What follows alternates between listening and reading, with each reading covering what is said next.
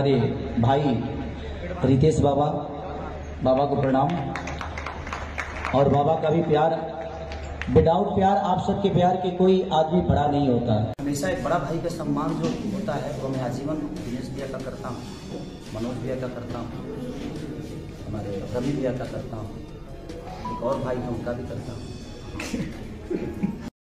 वो मेरा पवन सिंह जी का लॉलीपॉप, अभी उस लॉलीपॉप 2 का प्लानिंग चल रहा है, क्या बधाई देना चाहेंगे? वो 1 जो था इंटरनेशनल गाना था, ये 2 जो आएगा वो क्या लगता है वो भी इंटरनेशनल हो जाएगा? बिल्कुल इंटरनेशनल 2 हो जाए, हमारे तरफ से बहुत शुभकामना है।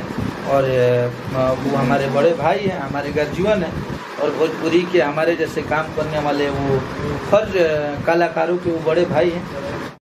हेलो गाइस, तो कैसे हैं आप लोग? तो आप लोग ये वीडियो देख ही लिए होंगे।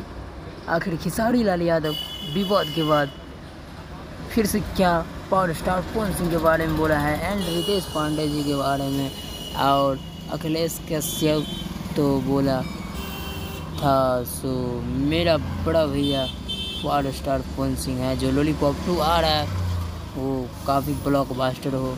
आज के लिए इतना है, फिर मिलते हैं दूसरे वीडियो में, तब तक के लिए बाय।